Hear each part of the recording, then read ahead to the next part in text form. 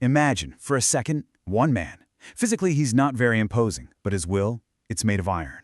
And he's standing completely alone against the entire world. His fight isn't about land or money or power. It's about a single idea. An idea that would go on to define a global faith for the next 2,000 years. This is the incredible story of Athanasius versus the world. And it all boils down to this one single explosive question. Was Jesus Christ truly God?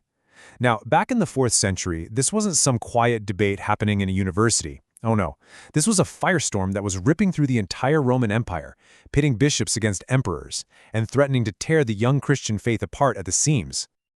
At the very heart of this massive conflict was a teaching called Arianism. The Arians, well, they argued that Jesus, as perfect and amazing as he was ultimately a created being. He wasn't divine in the exact same way as God the Father. And you have to understand, this wasn't some minor point of disagreement. This was a fundamental challenge to the very identity of who Jesus was. So let's start there, with the crisis itself, and see just how this one question put the entire future of Christianity right on the brink. I mean, the stakes could not have been higher. At one point, the Arian view was so popular, so widespread, that a famous writer said the whole world groaned and was amazed to find itself Arian. This wasn't some fringe idea. For a while there, it was the mainstream. This was a battle for the very soul of the faith. And right into the middle of this firestorm steps our main character, Athanasius, the man who would become the immovable object against this seemingly unstoppable force. There's a famous Latin phrase that pretty much sums up his entire life. Athanasius contra mundum. It means Athanasius against the world, and that's literally what it was. He stood almost completely alone, defending the idea that Christ was fully divine against powerful emperors, against entire church councils, and even against his own fellow bishops. And the price he paid for that conviction? It was immense. He was kicked out of his home city of Alexandria, not once, not twice, but 5 separate times. All told, he spent nearly 20 years of his life as a fugitive, on the run, all for defending what he believed. And yet, his perseverance was just incredible. Despite the constant opposition, the threats, the exiles, Athanasius served as the Bishop of Alexandria for 45 years, relentlessly and tirelessly defending the faith he was convinced had been handed down from the very beginning. You know, his opponents even tried to make fun of him personally.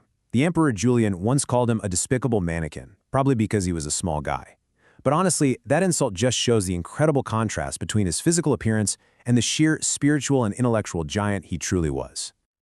But here's the thing. Athanasius wasn't just on the defense. He was a builder. He played a critical role in forging the very framework of Christian doctrine that has lasted for centuries. I mean, just look at this list. The guy was busy. As a young man, he helped shape the famous Nicene Creed. He wrote absolute classics of theology like On the Incarnation. He was one of the first to really define Mary's role as Theotokos. That's a Greek term that means God-bearer or Mother of God.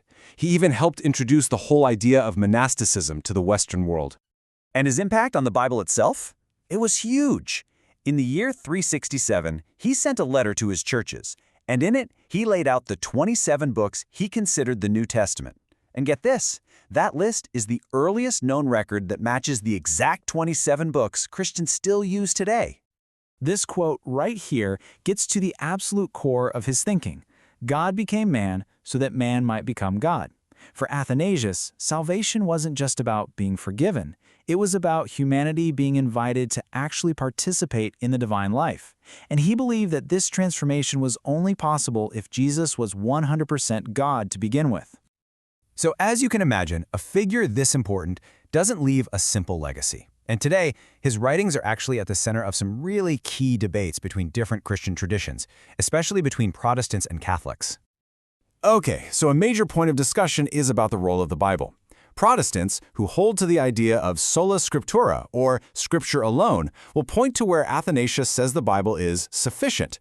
But Catholics and Orthodox Christians will say, hold on, and point to his other writings where he argues that Scripture has to be understood within the Church's tradition, a faith that he said was handed down from father to father. And that debate also pops up around the Old Testament. See, Athanasius's famous list didn't include the deuterocanonical books. Those are the texts accepted by Catholics and Orthodox, but not Protestants.